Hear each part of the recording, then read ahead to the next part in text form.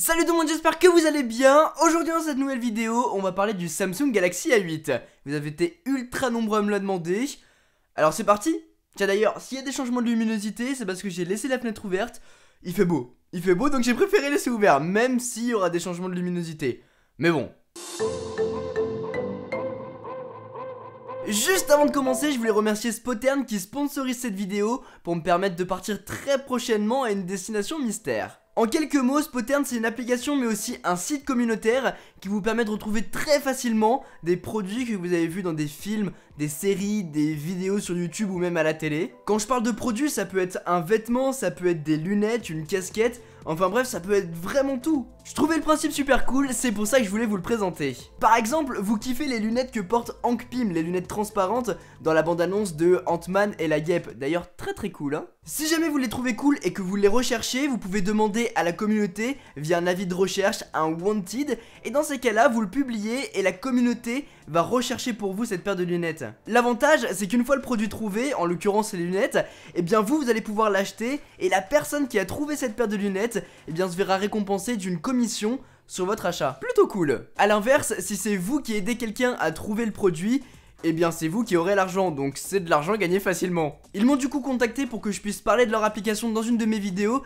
et j'ai trouvé le principe cool et ça peut vous être utile. En tout cas moi je pense que je vais l'utiliser. Donc voilà, je voulais vous en parler, et en plus grâce à cet argent que je vais gagner avec cette OP, eh bien je pourrai partir très bientôt à une destination. Vous verrez ça sur les réseaux sociaux et sur YouTube aussi. Je préfère être transparent, comme ça tout le monde est gagnant, et si jamais l'application vous intéresse, vous retrouverez tous les liens dont vous aurez besoin dans la description. Maintenant, voyons de plus près ce téléphone que j'utilise depuis tout à l'heure.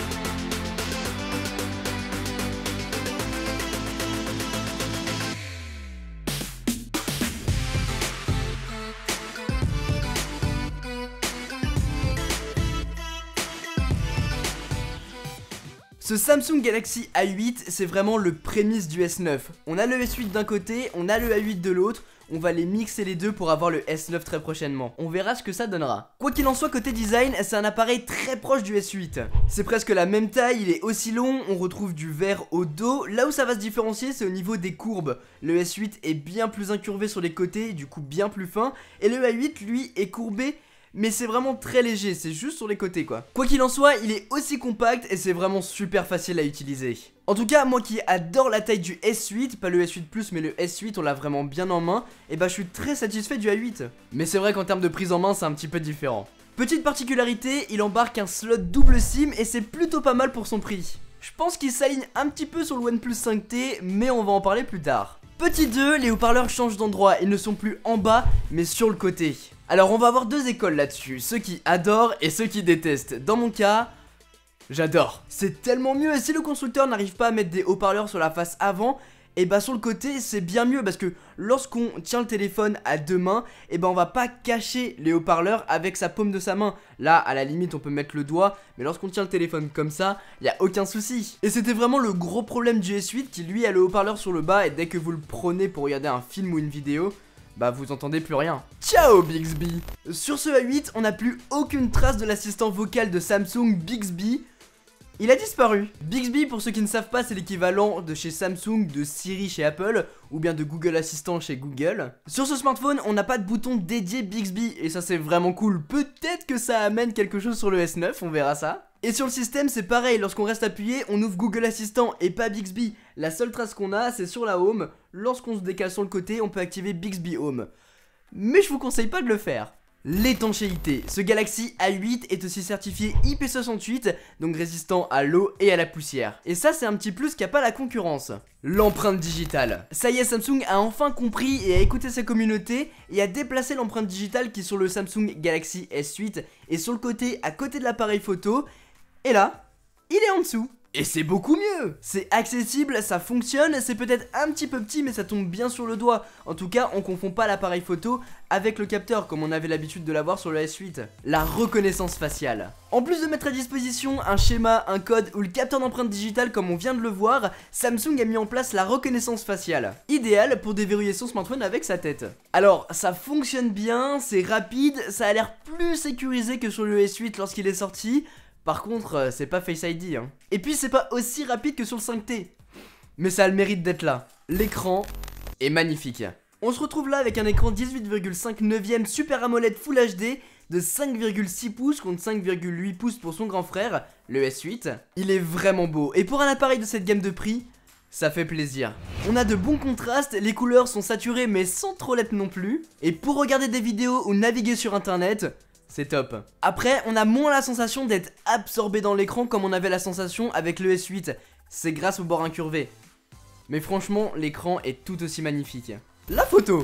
Ce A8 de Samsung est plutôt bien équipé, je dois dire. On a un capteur de 16 mégapixels au dos et même si ça manque d'un petit peu de détails, on retrouve enfin une qualité exploitable sur un smartphone de cette gamme de prix. Exploitable sur les réseaux sociaux mais aussi pour envoyer à ses proches. Et l'autofocus fait un très bon taf, en tout cas j'en étais satisfait. C'est un peu moins rapide que sur le S8, mais franchement c'est très satisfaisant. Mais là où c'est cool, c'est à l'avant et je crois que c'est une première chez Samsung, on a un double capteur selfie de 16 et 8 mégapixels. Alors, à quoi ça sert? Déjà d'avoir une bonne qualité photo avec le premier capteur de 16 mégapixels, et c'est plutôt convaincant. On va pouvoir utiliser les deux objectifs pour les assembler et créer un flou d'arrière-plan qu'on va par la suite pouvoir régler, ajuster. Et le découpage est plutôt bon. Ou bien en utilisant le capteur de 8 mégapixels pour capter plus d'informations. Le capteur va s'ouvrir et on va pouvoir prendre des photos selfie avec plus de personnes ou bien plus de paysages. Une sorte de grand angle quoi. Globalement la qualité photo est correcte sans être transcendante. Comme je le disais, c'est des qualités photo exploitables. C'est pas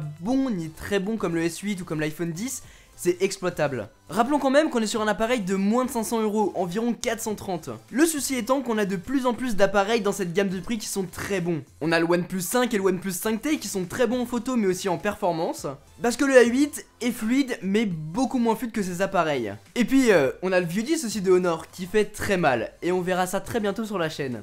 Quoi qu'il en soit, ce Galaxy A8 est très bon. On a un écran magnifique, un design bien léché, une empreinte digitale bien placée, un haut-parleur pas ouf mais qui fait le taf et une qualité de photo correcte. Maintenant pour le prix, vaut mieux prendre un OnePlus 5T, un View 10, un Galaxy S8 qui est seulement 100 € de plus. Franchement, réfléchissez bien. Par rapport au OnePlus 5T, je pense que ça va plutôt être une question de préférence. Préférence côté design mais aussi logiciel. Si vous préférez Android stock, Android sans surcouche, partez sur OnePlus 5T. Maintenant, si vous êtes plus Samsung lovers et que vous n'avez pas besoin d'un appareil super puissant, et ben le A8 fera très bien la tâche, surtout qu'il est résistant à l'eau et à la poussière. Et ça, les concurrents l'ont pas. Donc il pourra très facilement terminer dans votre poche. Voilà, je pense qu'on a fait le tour. De mon côté, je pense que Samsung commence très bien l'année avec un smartphone bien léché. J'attends de voir ce qu'ils vont faire sur le S9. En tout cas les amis, j'espère vraiment que cette vidéo vous a plu. Si certains d'entre vous ont le Galaxy A8, n'hésitez pas à partager votre avis dans les commentaires, ça pourra aider certains d'entre vous. Et puis on se retrouve très bientôt dans une prochaine vidéo. Sur ce, c'était Quentin, passez tous une très bonne journée. Tchou!